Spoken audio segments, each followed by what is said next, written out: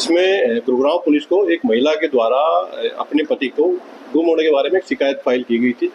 तो लेटर उन महिला के द्वारा 2-3 दिन बाद एक अन्य शिकायत पुलिस को दी गई और उसके द्वारा एक व्यक्ति को बाई नेम करवाते हुए एक एफआईआर रजिस्टर कराएगी कि उसके पति के किसी जानकार दोस्त के द्वारा उसके साथ एक रेप की घटना को अंजाम दिया गया है। तो पुलिस के द्वारा दोनों ही मामलों में एफआईआर रजिस्टर कर ली गई थी। तो इसमें पुलिस के द्वारा जो गुमशुदा व्यक्ति था उसकी तलाश स्टार्ट की गई। तो जिस व्यक्ति को महिला के द्वारा बाई नेम करवाया गया था, सबसे पहले रविंदर उस व्यक्ति का नाम था, उसको हिरासत में लेकर के घटना के बारे में पूछताछ की गई। उसके द्वारा एक्सेप्ट किया गया कि उसने जो वो गुमशुदा व्यक्ति था उसकी अपने कुछ अन्य दोस्तों के साथ मिलकर के हत्या कर दी है और हत्या के बाद उसके शव को कहीं छिपा दिया है। पुलिस के द्वारा इन्वेस्टिगेशन करते हुए इसमें रविंदर के साथ साथ 2 अन्य व्यक्तियों को भी अरेस्ट किया गया था, जिनकी पहचान मनीष और जो फरियाद के रूप में हुई थी। ये तीनों ही मेरठ के अलग अलग गाँवों के रहने वाले थे। पुलिस के द्वारा इन सब लोगों को अरेस्ट करके और एक डीप इंटरोगेशन की गई और पुलिस कस्टडी सभी एक्यूज की कोर्ट से हासिल की गई। पुलिस के द्वारा पुलिस रिमांड के दौरान ड्यूटी मजिस्ट्रेट की प्रेजेंस में डेड बॉडी को रिकवर किया गया। इनके द्वारा एक्सेप्ट किया गया था कि इन्होंने जो मृतक व्यक्ति था उसका नाम विक्रम था, उसको ये कंपनी से निकलने के दौरान ही इन्होंने अपनी गाड़ी में बिठाया और गाड़ी में बिठा करके उसकी एक रस्सी से उसकी हत्या कर दी और शव को ले जा करके एक गड्ढे में इनके द्वारा दफना किया गया। पुलिस के द्वारा गड्ढा खुदवा करके शव को रिकवर कर लिया गया था। उसका पोस्टमार्टम पुलिस के द्वारा करवाया जा रहा है। इसी केस की इन्वेस्टिगेशन के दौरान पुलिस के द्वारा ये जो मृतक व्यक्ति था विक्रम, इसकी पत्नी को भी पुलिस के द्वारा अरेस्ट किया गया है।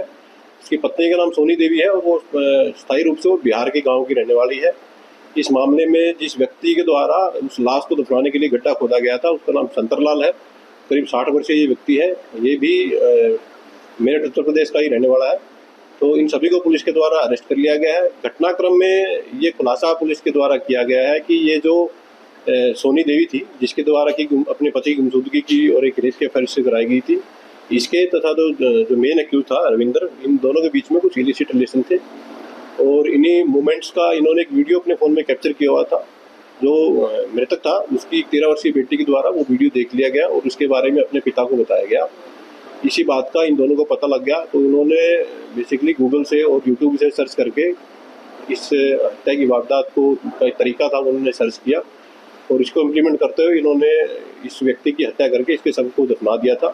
तो इस पूरे घटनाक्रम में जिन जिन लोगों की संलिप्तता थी उन सभी को पुलिस के द्वारा फिलहाल तक अरेस्ट कर लिया गया है। जो भी कोई अन्य व्यक्ति होगा उसके खिलाफ भी पुलिस कार्रवाई करेगी। जो शव था पुलिस के द्वारा उसको रिकवर करके उसका पोस्टमार्टम करवाया जा रहा है। तो बेसिकली घटना में मृतक व्यक्ति की पत्नी, उसका प्रेमी और उसके साथ अन्य जो 3 व्यक्ति शामिल थे उन सभी को पुलिस के द्वारा अरेस्ट कर लिया गया।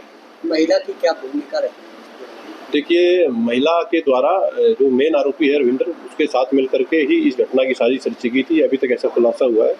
फिर भी जो चारों ही एक्यूज इसमें महिला है उसको कस्टडी भेज दिया गया। बाकी 4 एक्यूज हैं वो अभी फिलहाल पुलिस रिमांड पर हैं और अभी इन्वेस्टिगेशन चल रही है। जैसे जैसे इनफैक्ट इन्वेस्टिगेशन सामने आएगी उसके अकॉर्डिंग से कार्रवाई जारी होती है।